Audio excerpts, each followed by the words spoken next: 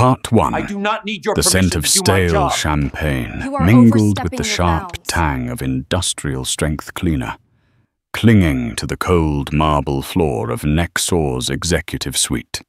Vanessa Taylor, a woman whose every line and crease spoke of a lifetime of quiet dignity, knelt, her cleaning cloth a small, defiant banner in her hand. Above her, 5 executives, their faces flushed with the flush of power and expensive alcohol, cast long, distorted shadows. Philip Alderman, Chief Operating Officer and ringleader of this impromptu circus of debasement, brought his crystal glass down with a deliberate, echoing smash. Shards exploded across the polished surface, glittering malevolently like scattered accusations. "On your knees where you belong," he sneered, his Italian leather shoe nudging dangerously close to her face. "Use your bare hands.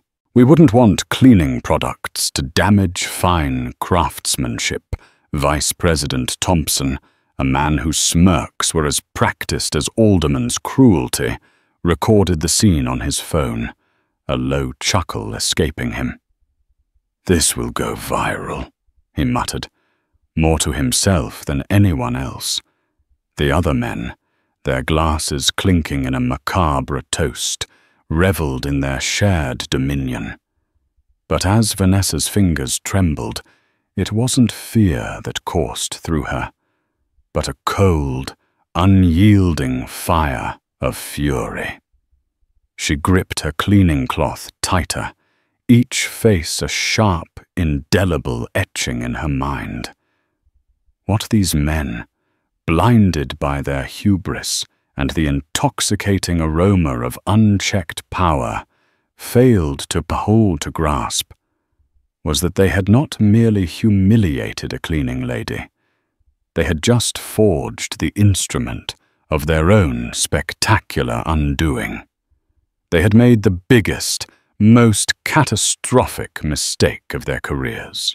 Their casual cruelty, a symptom of a deeply entrenched corporate culture of entitlement, was about to become their public downfall. Only 12 hours prior, the rising sun had merely kissed the gleaming glass towers of Nexor's headquarters as Vanessa approached the grand entrance. Her cleaning service uniform, freshly pressed and humble, belied the formidable resolve she carried within. Every measured step spoke of a quiet pride, a 50-year testament to a life lived with integrity. Yet at the lobby she was stopped. "ID," the security guard demanded, his gaze dismissive, barely registering the white-collar employees who breezed past him without a second glance. Vanessa presented her credentials, patiently. "Another form of ID," he insisted, his tone laced with a subtle prejudice, an all-too-common microaggression that served to reinforce social hierarchies. She produced her driver's license. "Wait here." Minutes stretched into an eternity. 10 minutes. 15. 20. Younger, fairer-skinned cleaners were waved through, a silent testament to the insidious, unacknowledged barriers that still permeated the corporate world. Finally, the head of maintenance, a man whose weary eyes seemed to have seen it all, retrieved her. "You're assigned to floor 30, executive level." His voice, rather than conveying privilege, suggested a special kind of punishment, a trial by fire. This assignment, usually reserved for the most trusted, the favorites, had been specifically requested for someone with experience, a detail that would later prove crucial. Vanessa followed him to the service elevator, her gaze unwavering. "You understand the rules?" he asked, his voice low, a conspiratorial whisper. "Stay invisible. Don't speak unless spoken to. The executive floor, a monument to gleaming wealth and superficial perfection, seemed to hold its breath.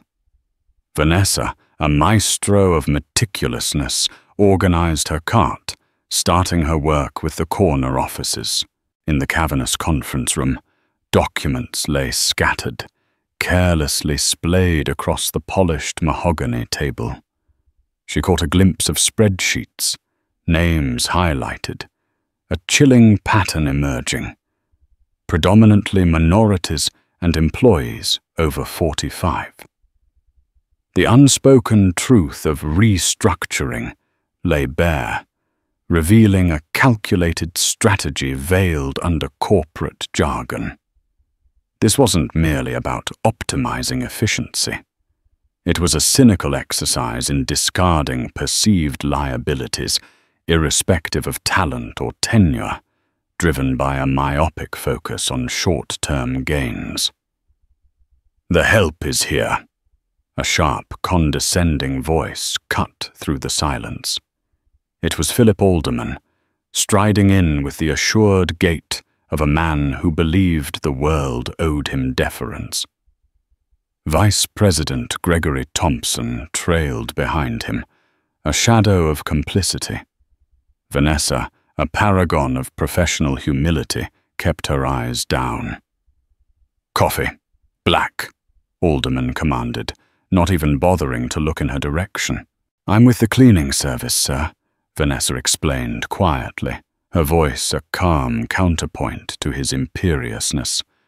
"Not catering." Alderman's head snapped up, his eyes narrowing, dissecting her with a look that suggested faulty equipment, an inconvenient glitch in his perfectly orchestrated universe. "I don't care what department you're from," he retorted, his voice dripping with menace. "When an executive asks for something, you provide it." Vanessa met his gaze, her own steady and unyielding rock against the tide of his arrogance. "I'd be happy to show you where the coffee station is located, sir," she offered, a subtle challenge in her measured tone. Thompson snickered, finding amusement in Alderman's transparent display of power. Alderman's jaw tightened, a muscle throbbing in his temple. He stepped closer, his voice dropping to a dangerous whisper, his expression hardening into something primal, predatory, like a wolf recognizing vulnerable prey. The game, he seemed to signal, had just begun. Afternoon sunlight, a silent witness, angled through the executive bathroom windows as Vanessa methodically scrubbed the marble countertops. The door swung open, and Alderman and Thompson entered mid-conversation, their voices echoing off the opulent tiles. "The board won't question our methods if we deliver results," Alderman declared, loosening his tie, his words a chilling insight into the corporate machinery that prioritizes profit over people. "The trick is targeting the right people." Thompson leaned against the wall, a picture of cynical agreement. "Legal says age discrimination cases are rising, so we doctor the performance reviews." Alderman washed his hands, splashing water carelessly, a symbolic act of washing away responsibility. "Focus on minorities and older staff first. They're less likely to afford attorneys." This cold, calculating assessment of human vulnerability was a stark demonstration of the depths of their ethical depravity, a common tactic in cost-cutting measures that often disproportionately affect marginalized groups. Vanessa, a silent shadow, continued cleaning, her movements steady, unhurried, absorbing every damning word. Jenkins in accounting set him up to fail next week. Same with that older black woman in marketing. Robinson. She's been here 15 years. Thompson replied. Exactly. Expensive salary, outdated skills. Alderman dried his hands, letting the towel drop carelessly onto the wet counter. Replace her with someone younger, cheaper, and less likely to need family leave. As Vanessa reached for the discarded towel, her eyes inadvertently met Alderman's in the mirror. He froze. Didn't your people learn it's rude to eavesdrop?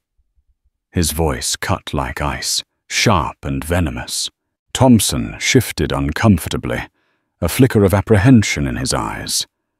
Phil, she's just cleaning. No, Alderman snarled, blocking Vanessa's exit. She was listening. Weren't you? Vanessa straightened, her posture radiating an unwavering composure. I'm just here to clean, sir. Empty your pockets and bag, Alderman commanded, stepping closer, his presence looming. Vanessa complied, revealing nothing but cleaning supplies and a simple homemade lunch. Disappointed? She asked quietly, a faint, almost imperceptible smirk playing on her lips. Alderman's nostrils flared. Know your place if you want to keep this job. Understand? Perfectly, sir. Vanessa gathered her supplies, her dignity not only intact, but shining with a subtle defiance. Alderman watched her intently, a grudging respect, perhaps, in his predatory gaze. You're on thin ice. As they left, Thompson checked his watch, his whispered words to Alderman chillingly clear in the hallway. Maybe we should make an example of her tonight. Evening descended upon Nexor's offices, most employees long gone, yet lights blazed defiantly on the executive floor. Vanessa, emptying trash bins, heard raucous laughter spilling from the conference room. Alderman emerged, his cheeks flushed with the telltale signs of overindulgence. You, cleaning lady, come here. Vanessa, her movements precise, followed him into the den of iniquity. 6 executives, scotch in hand, were gathered around the conference table. Client portfolios and quarterly reports lay scattered amidst deliberately spilled drinks and discarded food, a tableau of corporate excess and contempt.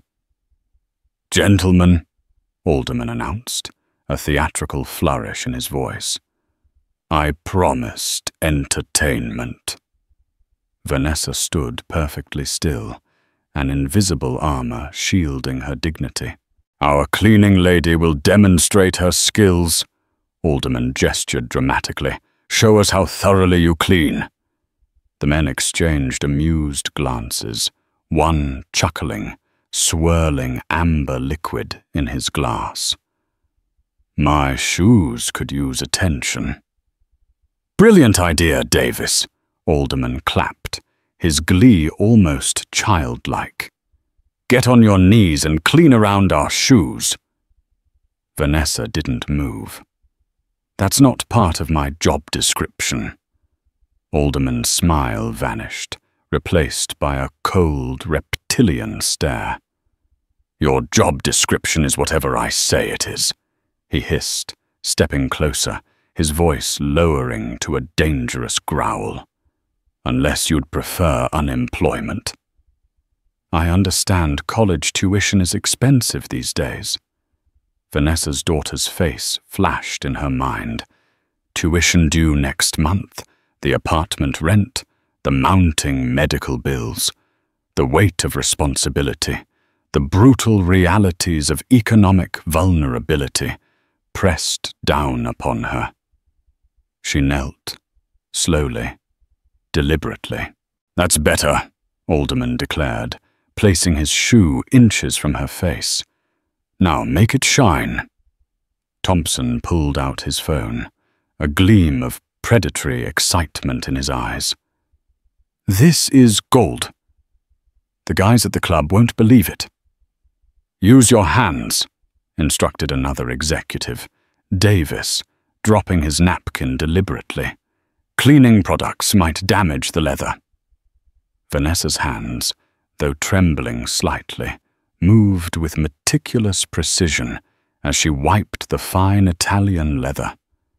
Each movement was controlled, deliberate, her inner resolve hardening with every condescending laugh that crashed against her like waves against stone. "Look at her age," one whispered loudly, a snide comment dripping with contempt. "Bet she's used to serving her betters." "Faster!" Alderman commanded, his voice growing impatient. "We don't have all night."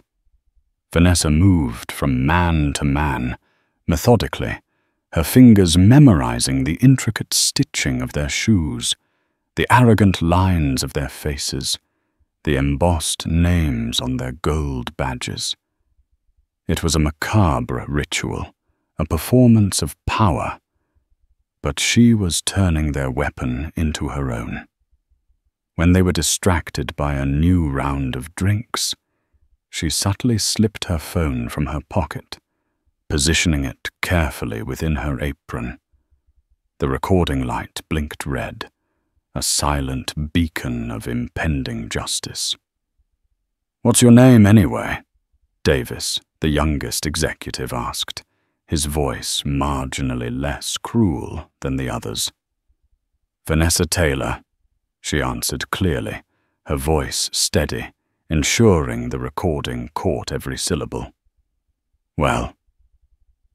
"Vanessa Taylor," Alderman raised his glass, a triumphant glint in his eyes. "Congratulations on finally understanding your position in our company hierarchy." She continued working, her face impassive, a mask of subservience, but behind her eyes, something dangerous, something unyielding, had fully awakened. None of them, lost in their self-congratulatory revelry, noticed the meticulous care with which she was documenting every humiliating word and gesture. Every sneer, every command, every shred of their arrogant ignorance was being catalogued, filed away, for the inevitable reckoning. This meticulous process underscored a deeper strategic understanding. The power of irrefutable evidence in an age where corporate narratives are carefully curated to conceal wrongdoing. In the employee restroom, Vanessa locked the door, the click echoing with a profound finality. Her reflection stared back, composed, dignified, yet beneath the surface, a furious storm raged. She splashed cold water on her face, her hands finally allowing themselves to tremble, the pent-up emotion momentarily overwhelming.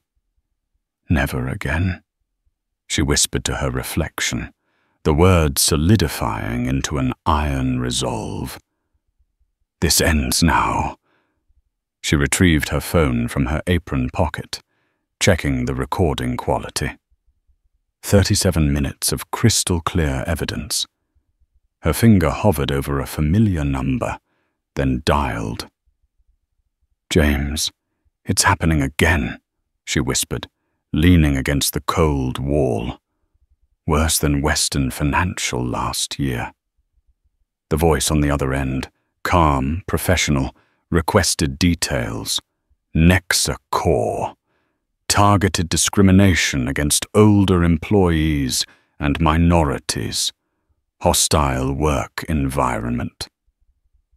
And tonight, her voice caught, a flicker of the raw humiliation momentarily breaking through her control. Deliberate humiliation, I have it all recorded. Are you safe? James asked, his concern palpable. For now, Vanessa replied, checking her watch. They think I'm just a cleaning lady. They don't hide anything, document everything, James instructed. I'll have the team ready. They discussed strategy and practiced shorthand, evidence collection, witness testimonies, a meticulously crafted timeline. 3 more days should be enough, Vanessa confirmed, her voice regaining its steel. The board meeting Thursday will be the culmination. Her experience at Taylor Bennett Legal, specializing in workplace discrimination, had armed her with a deep understanding of corporate vulnerabilities and the precise legal instruments required to dismantle systemic bias. This wasn't merely a personal vendetta. It was a carefully orchestrated strategic intervention. Meanwhile, in CEO Martin Braden's plush office, Alderman presented quarterly reports with practiced confidence, an illusion of success woven from deception. Restructuring has exceeded expectations, he announced, sliding glossy charts across the mahogany desk, each one a testament to his ruthlessness. 15% reduction in workforce costs, 8% increase in productivity. Braden, a man whose focus was primarily on numbers, frowned slightly at the patterns. These termination patterns seem targeted, Phil. Any potential legal exposure? Alderman waved a dismissive hand, his confidence unwavering. HR handles the paperwork. Everything's documented as performance-based. And employee morale. People are grateful to keep their jobs. He straightened his cufflinks, a self-satisfied smirk playing on his lips. We had a minor issue today. Cleaning staff overheard something sensitive. Nothing serious. Handled. Put her in her place. Alderman's smile thinned, a hint of genuine cruelty in his eyes. She understands the hierarchy now. Braden merely nodded, his attention already shifting to other, equally sterile matters. His willful ignorance, a common managerial failing, allowed the insidious rot to fester unchecked, a silent complicity in the discriminatory practices unfolding beneath him. Vanessa returned to the executive floor, now empty, save for the quiet patrols of nighttime security. She moved methodically, a phantom in the hushed corridors, examining trash bins for discarded documents, each one a potential piece of the puzzle. When she found a crumpled organizational chart with red marks targeting specific employees, a chilling confirmation of her suspicions, she photographed it carefully, the flash a silent whisper of truth. A junior executive, Davisan Sans, from Fei earlier, returned unexpectedly, his face etched with concern, having forgotten some files. He startled, seeing Vanessa. "Oh, I'm sorry about earlier," he stammered, his gaze dropping, a flash of genuine shame in his eyes. That was inexcusable. Vanessa studied him, weighing sincerity against strategy, a crucial assessment in her undercover role.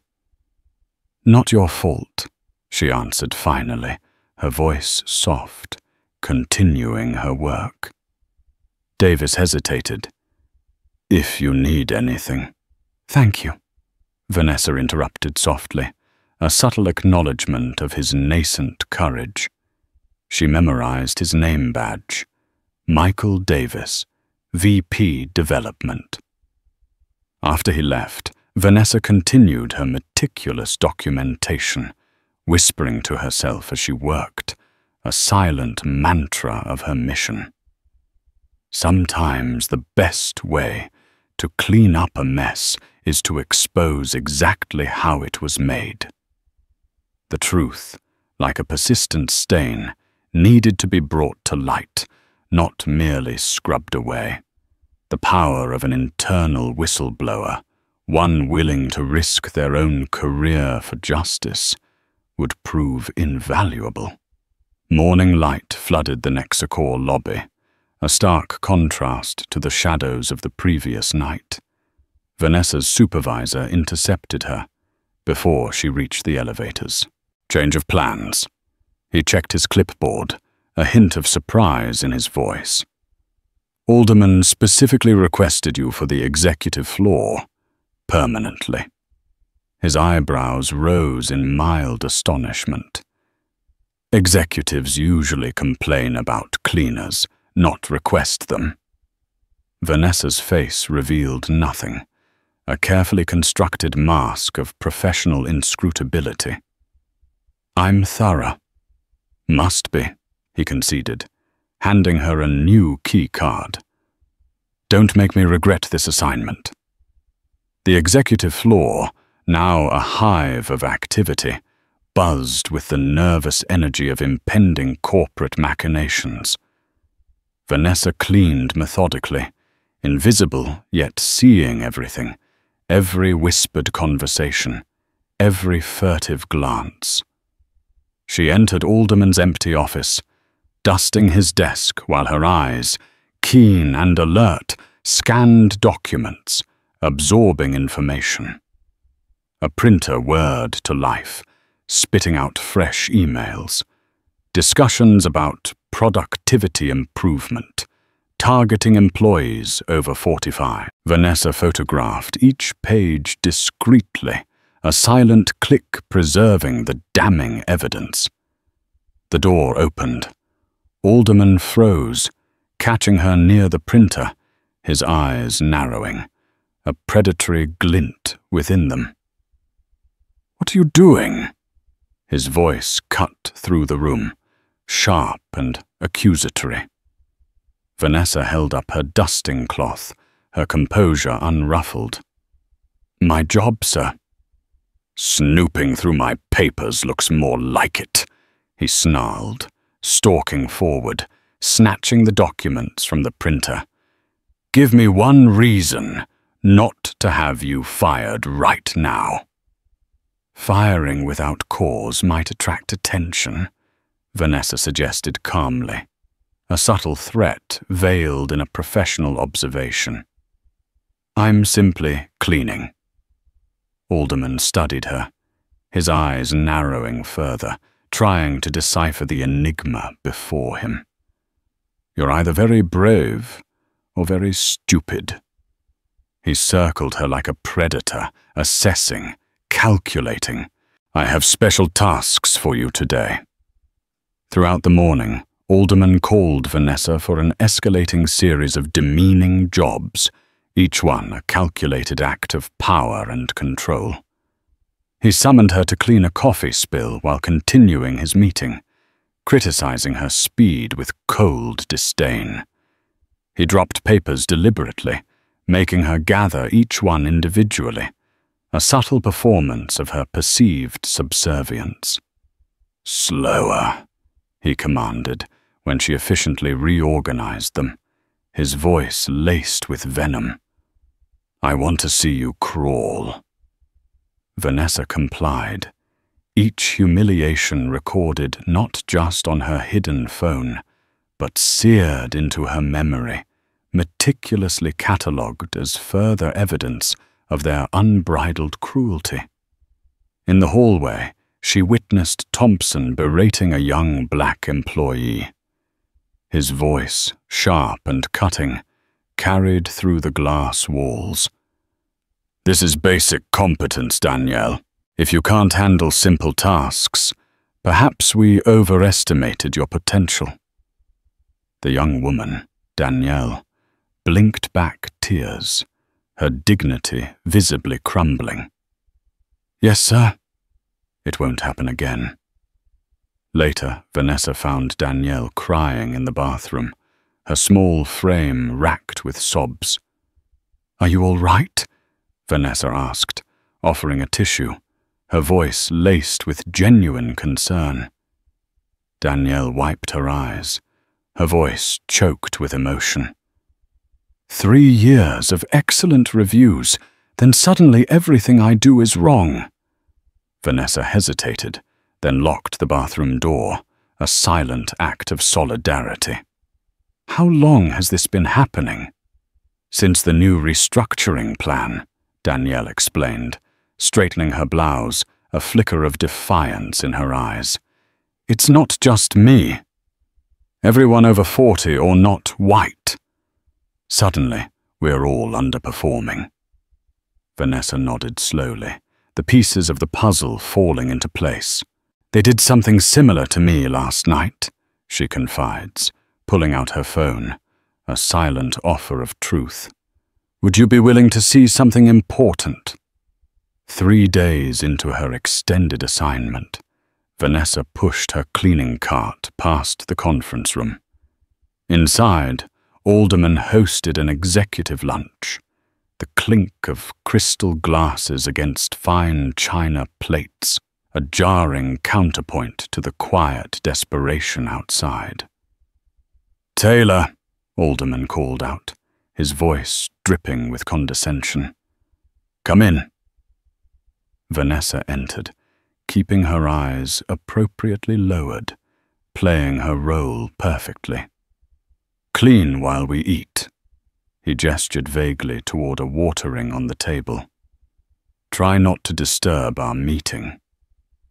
The executives continued their conversation, oblivious, treating her as if she were merely a piece of furniture, an inert part of the background. "The restructuring targets are aggressive," said Thompson, cutting into his steak with relish. "We need to eliminate another 12% by month-end." "Focus on the list I circulated," Alderman replied, his voice chillingly calm. "Those departments have the highest concentration of redundant positions." A younger executive, not Davis, cleared his throat, a hesitant note in his voice. "Some of these employees have perfect performance records." "Records can be adjusted," Alderman smiled thinly, a viper's grin. "HR will backdate documentation as needed." "Could we face discrimination claims?" the younger man persisted, a flicker of unease in his eyes. "The pattern seems obvious." Alderman laughed, gesturing dismissively toward Vanessa, a theatrical flourish of contempt. "Who would believe someone like her over us?" "She's nobody." Vanessa continued cleaning methodically, her phone recording silently in her pocket, the laughter and callous words of these men serving as a damning soundtrack, their dismissive attitudes towards the law and ethical conduct, typical of many corporate environments where short-term gains are prioritized, would soon be their undoing. Later that afternoon, Alderman summoned Vanessa to his office during an important call. He deliberately tipped his coffee across his desk, a test, a further act of subjugation. "Clean it immediately," he demanded, covering the phone, his voice a low growl. And slently. Vanessa efficiently contained the spill before it could reach important documents, her movements precise and swift. "Sloppy work," Alderman critiqued after ending his call, unwilling to acknowledge her efficiency. "Do it again." On your hands and knees this time, Vanessa complied, her actions a quiet act of defiance, while Alderman began another call, propping his feet on his desk, inches from her face, his Italian leather shoes a perverse monument to his power. "The board will never notice the pattern. he assured the caller, his voice oozing confidence. "We're calling it a performance-based reduction." That evening, Vanessa met Danielle and 2 other employees in a quiet corner of the building's cafeteria. They shared similar stories of sudden criticism, impossible expectations, and targeted harassment, a chilling litany of injustice. "My performance reviews were excellent until last month," said a grey-haired white woman from accounting. "Now suddenly, I'm not adapting to technological changes. They put me on a performance improvement plan after 7 years of promotions," added an older Asian man. "The tasks are impossible by design." Vanessa listened intently, occasionally asking clarifying questions, connecting the dots of their collective suffering. None of them noticed Thompson, a dark figure, watching from across the cafeteria, phone in hand, a predator in the shadows. "These aren't isolated incidents," Vanessa explained quietly, her voice imbued with a calm authority. "It's systematic discrimination." She shared carefully selected portions of her recordings, allowing the damning evidence to speak for itself. Their eyes widened, a mixture of shock and dawning realization. "We need documentation," Vanessa instructed, her voice firm, resolute. "Emails, performance reviews, witness statements." As the group dispersed, a sense of grim determination now visible in their faces, Vanessa checked her watch and sent a text message. "We need to accelerate our timeline," she typed urgently, a tremor of apprehension in her fingers. "They're getting suspicious." The net was closing in, and the time for the grand reveal was fast approaching. The escalating aggression from Alderman's faction, combined with Thompson's surveillance, indicated they were feeling the pressure, and a swift, decisive move was imperative. Day 5. Morning sunlight cut sharp rectangles across Alderman's office carpet as Vanessa was escorted inside by security. Alderman and Thompson waited behind the massive desk, their faces grim, a palpable tension in the air. "Close the door," Alderman ordered the guard, his voice clipped. Vanessa stood perfectly straight, hands folded at her waist, a picture of calm resilience. "You've been busy," Alderman began, tapping his fingers against a folder, a theatrical gesture of control. "Quite the social butterfly for a cleaning lady." Thompson slid a tablet across the desk, displaying security footage.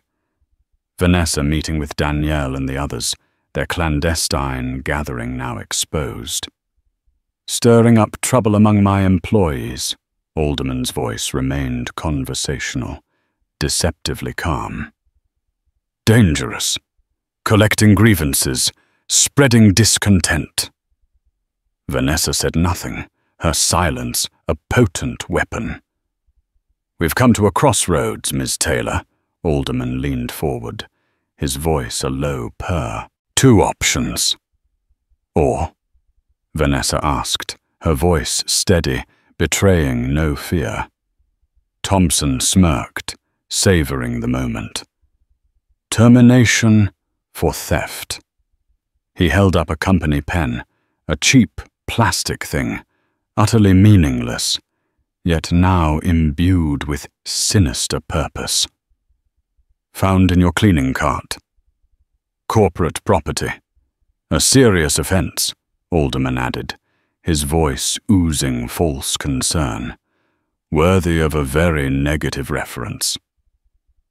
Vanessa studied the pen, a faint smile playing on her lips. "I've never seen that before." "Your word against ours," Alderman shrugged, his confidence absolute. "Choose now." "I decline both options," Vanessa replied calmly, her composure a stark contrast to their growing irritation. "I've done nothing wrong." Something flashed in Alderman's eyes, rage mingled with disbelief at her defiance, her refusal to be cowed. "You misunderstand." He rose slowly, his towering frame a menacing silhouette against the window. "This isn't a negotiation." He pressed the intercom. "Send in the executive team." 5 minutes later, 4 additional executives filed in, including Davis, who pointedly avoided eye contact, his discomfort palpable. "Demonstration time," Alderman announced, a cruel glint in his eyes. "Miss Taylor believes rules don't apply to her." He kicked over a trash can deliberately, papers scattering across the floor. "Clean it up." "Show us how it's done properly." Vanessa knelt, gathering papers methodically. One executive deliberately stepped on her hand as he shifted position. "Oops," he smirked, a wolfish grin. "Didn't see you there." Another executive approaches with his coffee cup. He tilts it, spilling dark liquid inches from her knees. "Clumsy me," he laughs. "Better clean that too." Throughout the calculated humiliation, Vanessa remained composed, her hand sliding subtly to her pocket, activating her phone's recording function, turning their cruelty into their indictment. This was no longer just about survival. It was about ensuring the world saw them for what they truly were, stripping away their corporate veneer to reveal the rot beneath. Part 2. "This is what happens when people forget their place," Alderman lectured the room, his voice a theatrical display of contempt. "Take notes, gentlemen." "We're making an example here," Davis, the youngest executive, stepped backward toward the door, his face a mask of uncomfortable silence. Alderman noticed. "Problem, Michael." "Meeting in 5 minutes," Davis muttered, a feeble excuse. "Should prepare." "This is more educational," Thompson countered, his eyes gleaming. "Stay." Alderman circled Vanessa like a shark, a predator asserting dominance. "Tonight's executive team building event will use our cleaning lady for a special demonstration." "Everyone's invited," Vanessa finished cleaning, rising with perfect dignity, despite their hollow laughter. Alderman dismissed her with a contemptuous wave, a gesture of finality. In the hallway, she retrieved her phone, checking the recording quality. She sent a single text message. "Tonight, bring everything." The trap was set. Crystal chandeliers illuminated Nexacor's penthouse event space, casting a glittering aura over the mingling executives, board members and clients. Champagne flowed freely, a bubbly river of corporate celebration. Floor-to-ceiling windows showcased the glittering city below, a panoramic backdrop to a carefully constructed illusion of success. CEO Martin Braden addressed the gathering, his voice resonating with carefully chosen words. "Q4 exceeded all projections thanks to our restructuring initiative." Applause rippled through the crowd, an affirmation of financial prowess. Alderman stood nearby, basking in the reflected glory, his chest puffed with pride. "And now," Braden continued, "our COO, Philip Alderman, has a special presentation." Alderman took center stage, confidence oozing from every pore, ready to present his self-serving narrative. "Before our formal presentation, a little entertainment." He gestured toward the service entrance. "Taylor, join us, please." Vanessa entered, pushing her cleaning cart, the whispers following her across the polished floor like a tide. "Some of you may have noticed our aging workforce problem," Alderman began, circling Vanessa, his voice dripping with patronizing insincerity. "Tonight demonstrates our solution to obsolescence." Laughter bubbled from the alcohol-loosened crowd, a collective agreement to dismiss human dignity for the sake of profit. "On your knees," Alderman commanded softly, his tone a sinister echo of earlier humiliations. Vanessa knelt, her actions a final, calculated performance. Thompson stepped forward, phone recording, ready to capture her lesson. "Now," Alderman began, his moment of triumph finally at hand. But just then, the main doors swung open with an authoritative flourish. A distinguished black man entered, flanked by 4 impeccably dressed professionals carrying briefcases, their very presence commanding attention. Silence fell instantly, thick and heavy, replacing the corporate chatter. "Please continue," the man stated calmly, his voice a deep, resonant baritone. "This is most educational." Alderman stared, his carefully constructed composure crumbling. "This is a private event." "Security." Vanessa rose smoothly to her feet, her movement fluid, unburdened. She removed her cleaning smock, revealing a crisp, tailored blazer underneath. The transformation was electric, a sudden shift from perceived subservience to undeniable authority. "Allow me to properly introduce myself," she announced, her voice carrying effortlessly across the stunned room. "Vanessa Taylor, senior partner at Taylor Bennett Legal, specializing in workplace discrimination and harassment." Gasps rippled through the room, a collective intake of breath. Alderman's face contorted, a mask of dawning horror replacing his arrogance. "And my colleague, James Bennett," Vanessa continued, gesturing to the man who had just entered. "Former federal prosecutor. Now heading our litigation team." Bennett stepped forward, his gaze sweeping the room with an air of professional gravitas. "Ladies and gentlemen, we apologize for the interruption. However, events demand immediate attention." "This is absurd," Alderman sputtered, his voice cracking with disbelief. "Remove them." Security guards hesitated, looking toward CEO Braden, who appeared frozen, a deer caught in headlights. Bennett activated a presentation on the room's main screen. Video began playing, Alderman forcing Vanessa to clean his shoes, executives making explicitly discriminatory comments, Thompson recording the humiliation for his private amusement. "For the past 3 months," Vanessa explained, addressing the stunned room, "we've been investigating Nexacor following multiple complaints of systemic discrimination." Her team distributed documents to board members, each packet a damning indictment. "My employment as a cleaner was the culmination of our evidence gathering," Vanessa continued, her voice clear and resonant. "What we found exceeded even our expectations."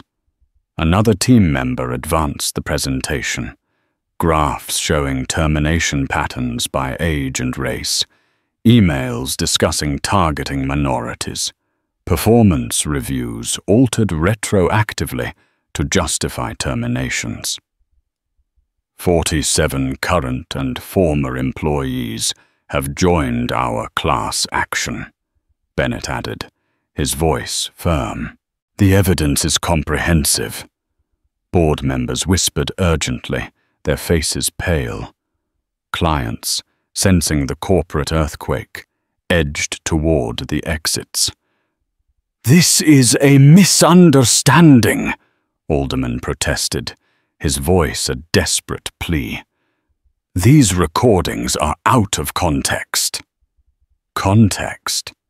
Vanessa raised an eyebrow, her gaze piercing.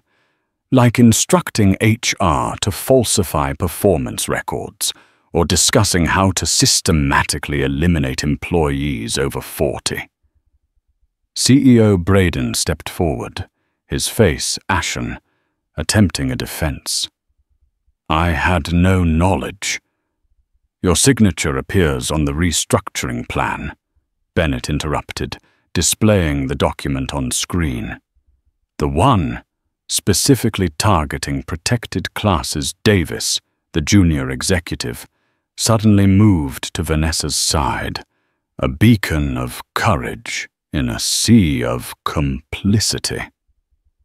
"I have additional documentation," he announced, handing her a flash drive. "Been collecting it for months." Vanessa faced the room with calm authority, a warrior of justice.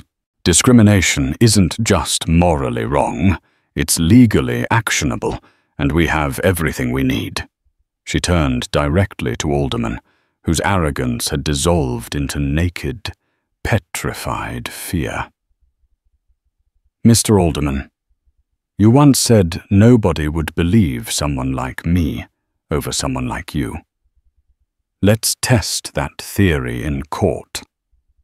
Morning news shows exploded with headlines: "Nexacor discrimination scandal," and "Cleaning lady exposes corporate bias."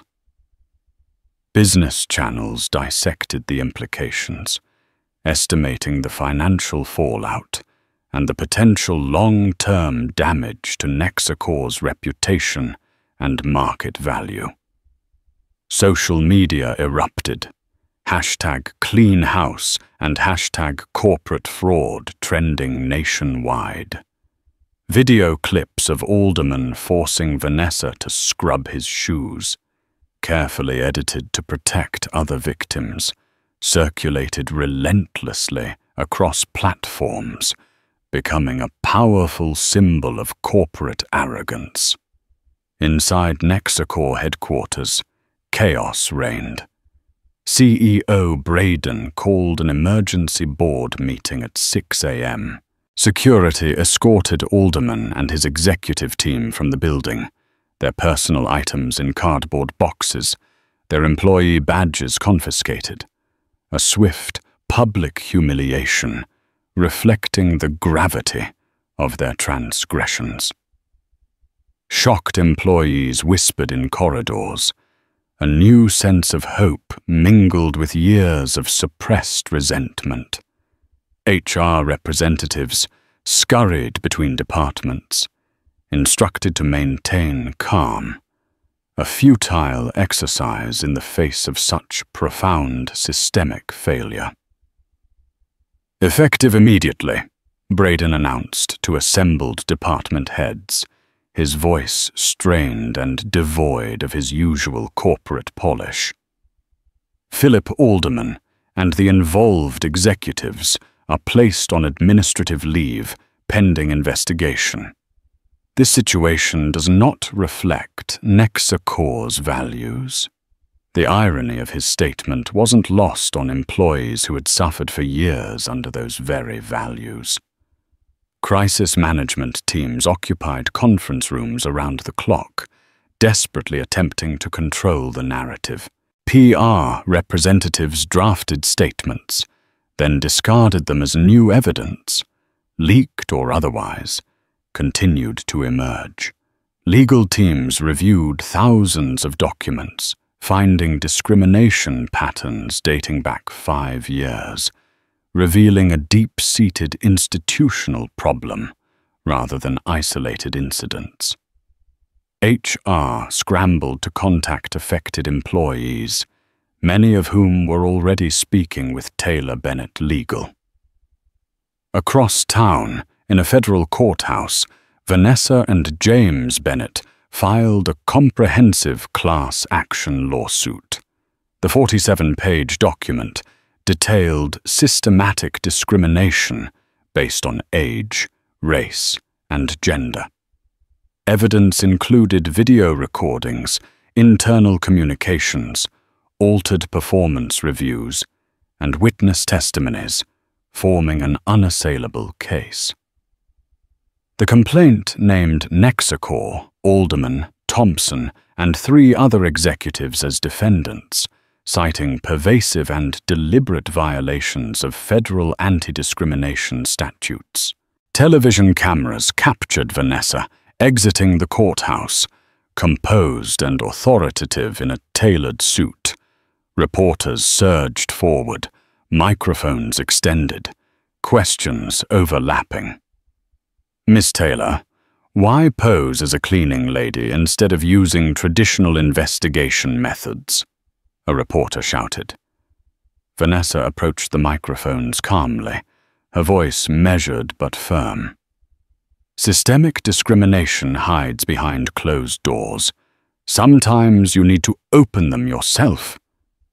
Nexacor maintained a facade of inclusivity while deliberately targeting protected classes. "We needed irrefutable evidence that traditional methods would likely miss. Was the personal humiliation worth it?" shouted another reporter, focusing on the sensational aspect. "Ask the 47 employees who lost careers, health insurance, and retirement security due to discriminatory practices," Vanessa retorted, her voice remaining measured, but her eyes flashing with a righteous fire. "Ask the hundreds more who endured hostile environments daily. Ask their families who suffered the consequences of unjust terminations. This case isn't about my experience. It's about dismantling systems designed to silence vulnerable workers and ensuring corporate accountability." Meanwhile, Nexacor's stock plummeted 17% by midday, erasing $1.2 billion in market value. Trading halted briefly due to volatility, a stark indicator of investor panic. Major clients issued statements, re-evaluating their relationship with the company. 3 government contracts worth $45 million were suspended pending investigation, a blow to Nexacor's core business. Shareholders demanded answers, flooding investor relations with calls, their trust shattered. The board convened in emergency session, security stationed outside to prevent leaks. Members reviewed evidence packets provided by Taylor Bennett Legal, their expressions growing increasingly grim. The room fell silent during playback of Vanessa's recordings. Executives explicitly discussing targeting minorities, forcing her to scrub their shoes, laughing about making an example of older employees. "My God," whispered an elderly board member, removing her glasses, tears welling in her eyes. "This happened in our company, under our oversight." "Legal assessment?" asked the board chair, turning to their chief counsel. The chief counsel looked grim, loosening his tie. "Indefensible. The evidence is overwhelming. The pattern undeniable. They documented everything, altered performance reviews, discriminatory emails, recorded statements from multiple executives. The statistical pattern alone would make this difficult to defend. But the explicit statements. Options?" The board chair's voice was tight. "Settlement is our only viable path. Fighting this would multiply damages and extend negative publicity. The recordings alone..." He shook his head. "No jury would side with us after hearing those." In his $4.2 million penthouse, Alderman hired Witherton and Chase, an elite defense firm specializing in executive protection. Attorneys reviewed the evidence in his home office, their expressions growing increasingly concerned as hours passed. "They've been building this case for months," the lead attorney explained, closing his laptop, a look of profound worry on his face. "Your fingerprints are everywhere." Emails, recorded statements, witness accounts. The statistical evidence shows termination rates 3 times higher for employees over 40 and 4 times higher for minorities. "It's entrapment," Alderman insisted, pacing across Italian marble floors, his face flushed with indignation. "She tricked her way into the company under false pretenses. Courts won't see it that way. She was legitimately employed through the cleaning service, and your actions were voluntary. No one forced you to make discriminatory statements or humiliate her," his attorney countered, calmly laying out the grim reality. "What about Thompson? The others? They're equally involved." Alderman poured himself another scotch, his hand trembling slightly, his bravado rapidly dissolving. "Everyone will protect themselves," his attorney cautioned, declining the offered drink. "Expect them to testify against you for immunity." Thompson's already reached out to the district attorney about a cooperation agreement. Across the city, Danielle spoke with a reporter from the Business Journal in a quiet coffee shop. "For months I thought I was losing my mind." Perfect performance reviews suddenly became criticism, achievements ignored, deadlines changed without notice. My confidence crumbled daily. "When did you realize it was discrimination?" The reporter leaned forward, recorder blinking. "When Vanessa showed me the recordings," Danielle explained, her hands wrapped around her mug for stability, her voice gaining strength. "Suddenly, everything made sense. They needed justification to fire people who looked like me or were over a certain age. They were creating paper trails to disguise systematic discrimination. Other employees came forward, dozens, then hundreds.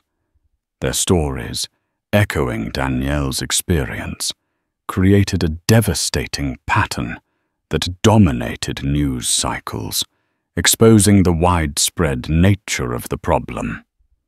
A former HR manager revealed being instructed to flag minority candidates for additional scrutiny.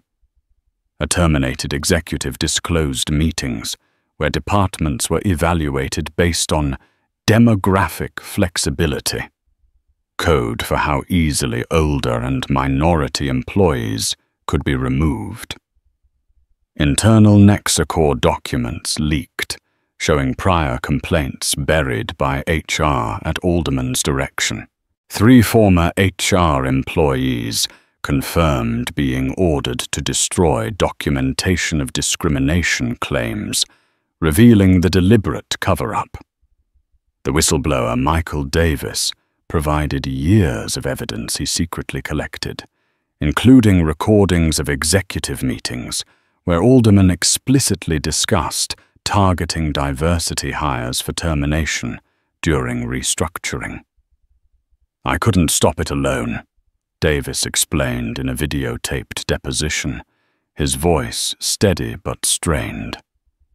"The culture of fear was too entrenched. Anyone who questioned these practices was marginalized, then terminated. I documented everything. Waiting for the right moment, Nexacor's damage control faltered as more evidence emerged, each revelation a hammer blow to their reputation. Their initial statement, claiming isolated incidents by rogue executives, collapsed under the weight of documentation, showing systematic discrimination across multiple departments spanning years. The revelation that CEO Braden approved restructuring plans highlighting demographic targets destroyed their containment strategy entirely. The board, in a desperate bid to salvage the company, fired their crisis management firm and hired new counsel specializing in corporate rehabilitation. Their recommendation: full accountability, transparent reform, and a generous settlement. Anything less extends the damage indefinitely, warned their new advisor, emphasizing the long-term economic and reputational costs of continued denial. 2 weeks after the revelation, Alderman's legal team approached Taylor Bennett with a settlement offer. 8 figures, confidentiality agreements, no admission of wrongdoing. The proposal included generous individual payments, but required complete silence regarding Nexacor's practices. James Bennett presented the offer to the plaintiffs gathered in their conference room. Former executives beside maintenance workers, administrative assistants next to department heads, united by their experiences of discrimination. "This is standard corporate strategy," he explained, distributing copies. "Companies prefer silence over accountability. The amounts are significant, designed to end this quietly." Vanessa quietly studied the document, noting the extensive confidentiality provisions, a common tactic to bury the truth and prevent public discourse. She stood, addressing the room, her voice resolute. This was never about money. $8 million isn't nothing, argued one former employee, a single mother terminated after 15 years. That would secure my children's future. True, Vanessa acknowledged, her empathy clear. And everyone deserves compensation for what they've endured. But what about the next company that decides discrimination is cost-effective? What about employees without our evidence? This settlement preserves the system. She slid the offer aside decisively. We decline confidentiality. Any settlement must include structural reforms, public acknowledgement, and industry commitments. Money alone won't prevent this from happening again. When Alderman's team received their counteroffer, the lead attorney's eyebrows rose dramatically. They want board-level oversight, published diversity metrics, mandatory transparency reporting, and independent compliance monitoring, plus damages exceeding our offer. Alderman slammed his fist on the table, his face contorted in disbelief. Absolutely not! They're trying to destroy me and everything I've built. I won't be made an example, no, Philip, his attorney sighed, closing the folder, a weary resignation in his voice. You did that yourself when you forced a woman to clean your shoes on camera while making explicitly discriminatory comments. As negotiations intensified, media coverage expanded from Nexacor to industry-wide discrimination. Business publications analyzed the cost of bias in financial terms, billions in litigation, turnover expenses, and lost innovation. Employee advocacy groups reported increased complaints across the sector as workers recognized patterns similar to Nexacor's practices. Danielle appeared on a morning show, articulating the human impact with compelling clarity. This isn't about one bad executive or company. It's about systems designed to devalue certain people's contributions based on age or appearance. Viewer response crashed the network's feedback system. Her hashtag #MyNexacore story trended nationwide as thousands shared similar experiences from different companies. Nexacore board members, facing shareholder lawsuits and regulatory scrutiny, voted unanimously to settle on the plaintiff's terms, a capitulation to the overwhelming pressure. Alderman received notification of termination for cause, all stock options and benefits forfeited, a catastrophic personal and professional loss. His team made one final, desperate attempt at damage control.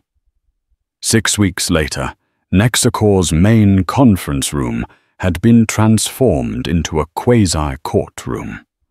Board members sat along one wall, HR representatives and legal counsel occupied another. Recording equipment captured every word. Alderman entered with his legal team, 3 attorneys in bespoke suits, projecting practiced confidence. He straightened his tie, nodding curtly to former colleagues who pointedly avoided his gaze. The board chair opened the disciplinary hearing.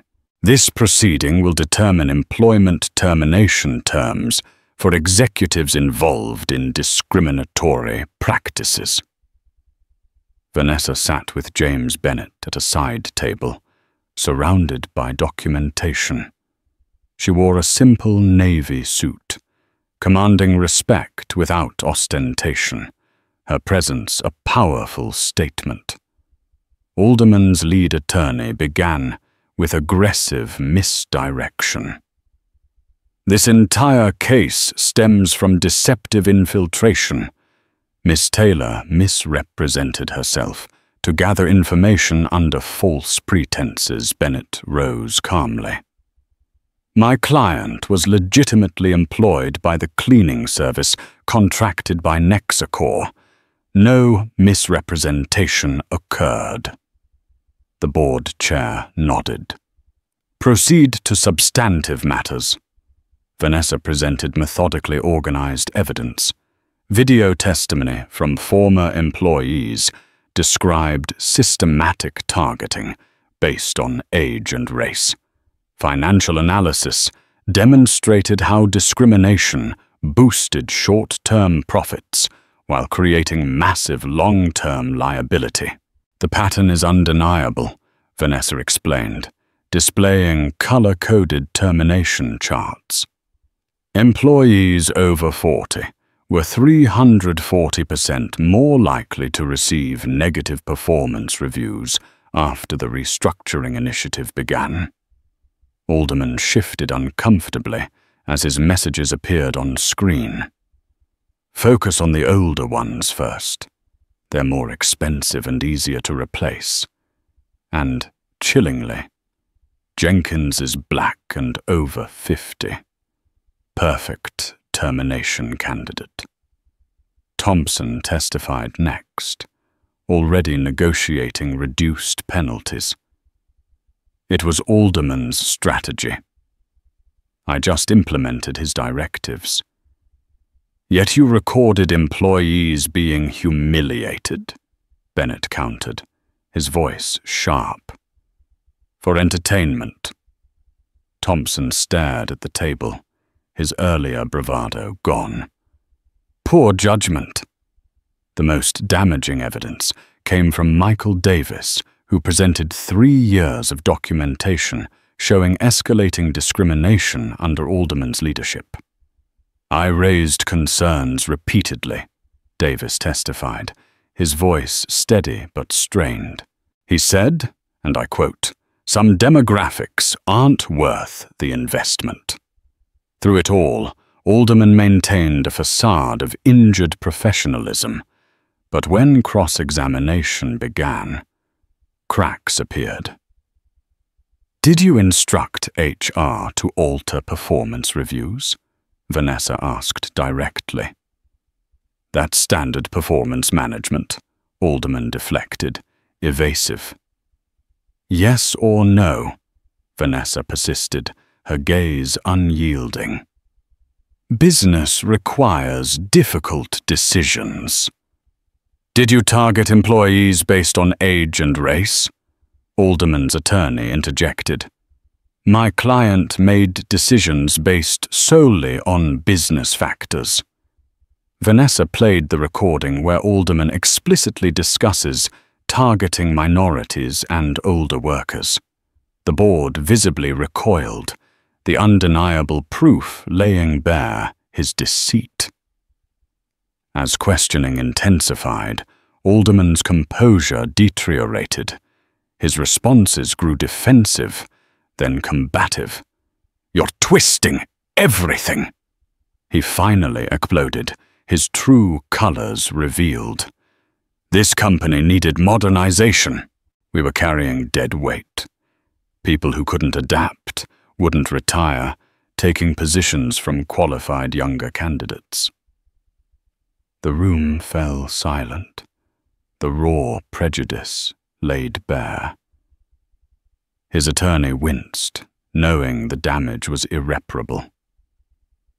Certain demographics simply underperform, Alderman continued, unable to stop himself, driven by a deluded sense of righteousness. That's reality, not discrimination. If those people happen to be older or minorities, that's not my problem. I increased shareholder value. That's the only metric that matters. The board chair called a recess, a stunned silence hanging in the air. When they reconvened 30 minutes later, their decision was unanimous. Termination without severance, forfeiture of all stock options and benefits, and referral to regulatory authorities for further investigation, a complete and utter repudiation of his actions. CEO Braden addressed Alderman directly, his voice firm. Effective immediately, your employment with Nexacor is terminated. Security will escort you from the premises. Reporters waited outside. Cameras flashed as Alderman emerged, a public pariah. Former colleagues crossed to the other side of the lobby, avoiding eye contact. His phone buzzed with notifications. Social media was exploding with video clips of his outburst, leaked minutes after the hearing concluded. At the parking garage, Vanessa exited through a different door, her departure quiet and dignified. Alderman spotted her and approached, security trailing uncertainly behind. You destroyed everything I built, he seethed, his face contorted with rage, incapable of self-reflection. She responded simply, her voice calm and powerful. No, you did that yourself. 3 months after the hearing, spring sunshine illuminated Vanessa's corner office at Taylor Bennett Legal. New diplomas lined the walls, symbolizing the firm's expanded reach.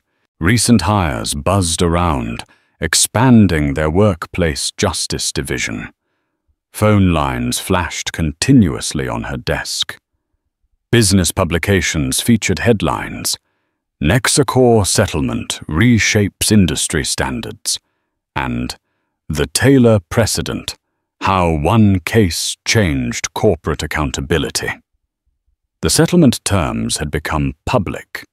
Substantial compensation for affected employees, mandatory transparency in hiring and firing practices, and board-level oversight of diversity metrics. Most significantly, Nexacor agreed to publish quarterly demographic reports with compensation comparisons, setting a new benchmark for corporate transparency. Vanessa reviewed applications for the firm's expanded internship program.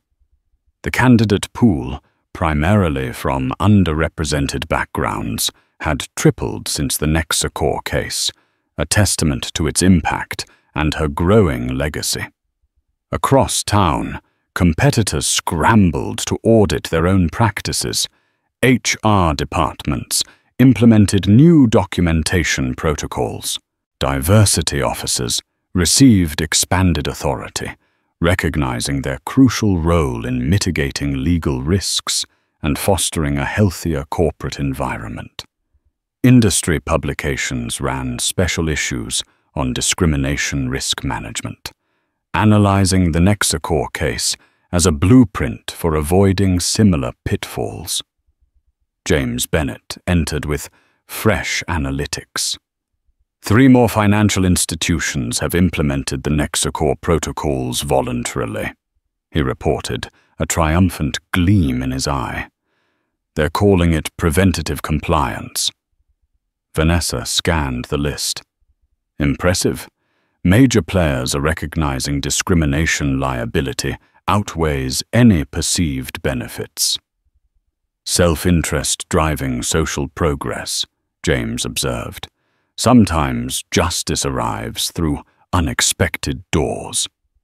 At a downtown business center, Danielle led a panel discussion on workplace equity. Her new position, Director of Inclusion at a Nexacor competitor, carried authority her previous employers never allowed. The audience included executives, HR professionals, and employment attorneys, eager to learn from Nexacor's very public downfall. Discriminatory practices aren't just morally wrong, Danielle explained, her voice strong and confident. They're financially devastating.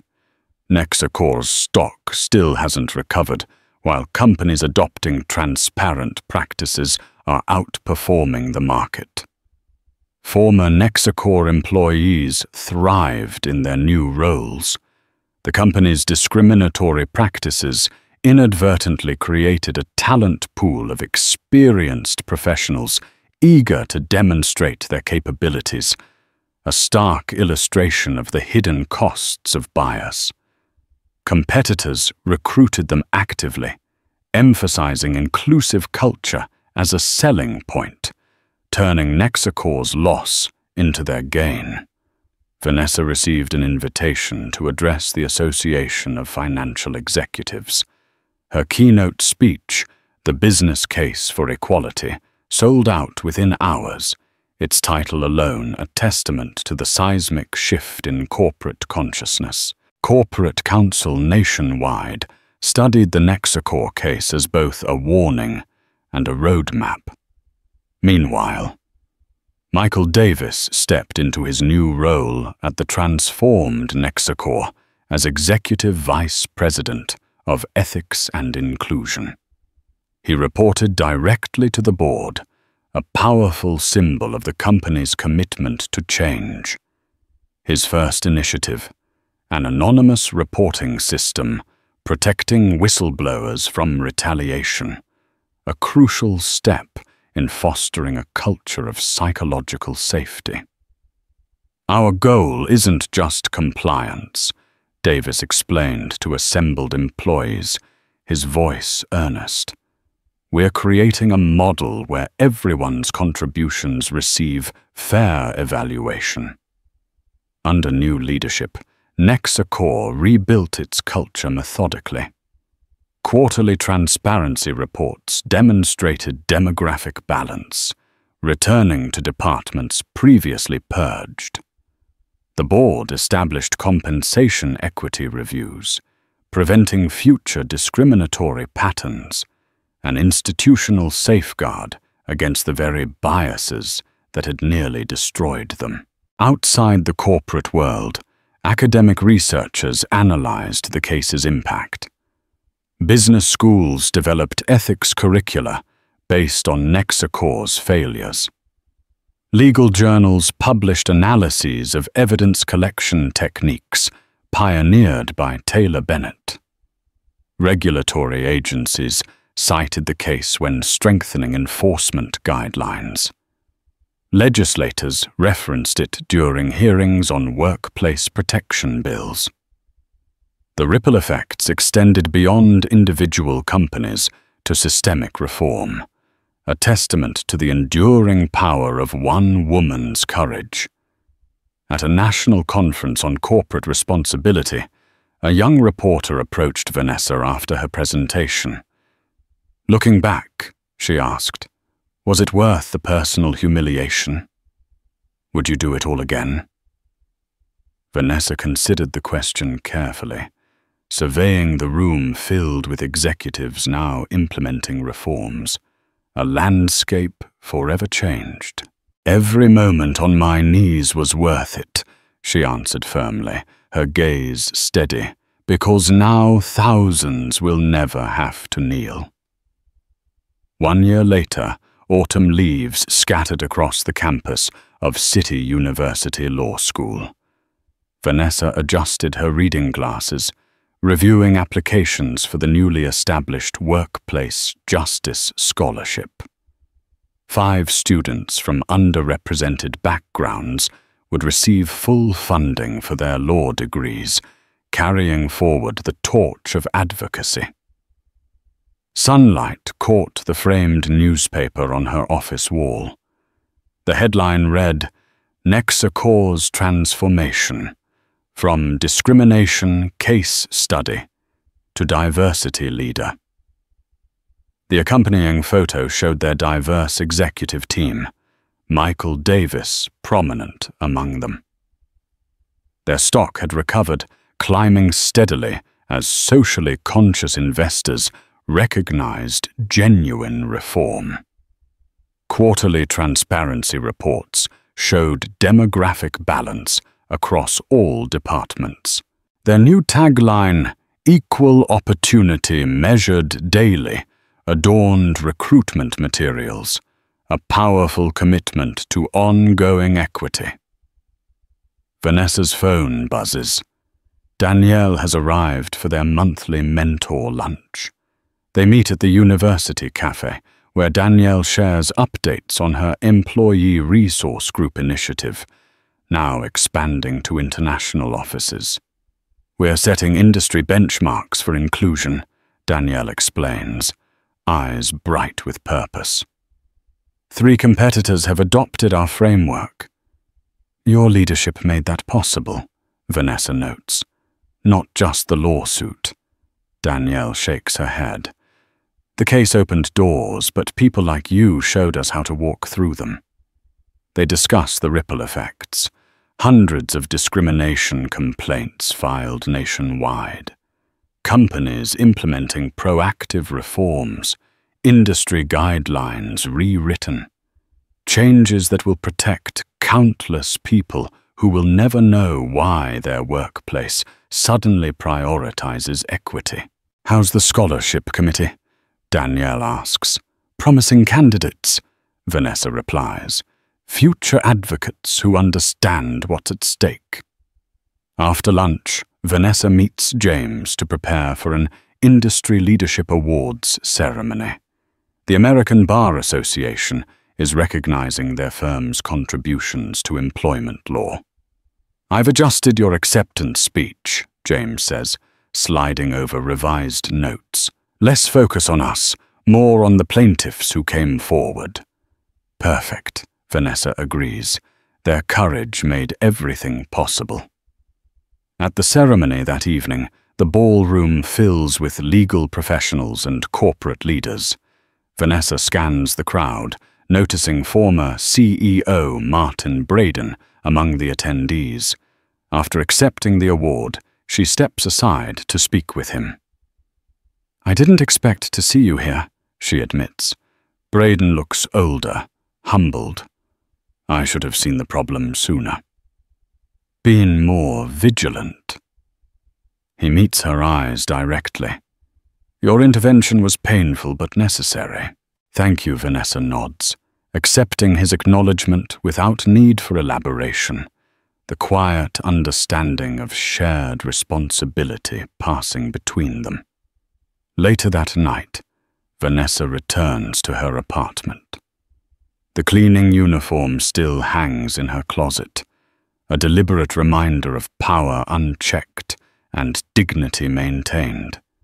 She touches the coarse fabric, remembering kneeling before men who thought their position made them untouchable. The humiliation was calculated, the recovery transformative, the impact far beyond one company or industry. Vanessa moves to her desk, reviewing a new case file. Another company, different executives, same patterns of discrimination. The work continues, one case at a time, one precedent after another. She thinks of the scholarship recipients who will carry forward this work when her generation retires. Of Danielle mentoring younger employees, of Michael restructuring corporate incentives to reward inclusion rather than fear, small changes accumulating into systemic transformation. Progress measured not in grand gestures, but daily decisions to recognize every person's inherent dignity, ensuring that the shadows of corporate bias are continually brought into the light.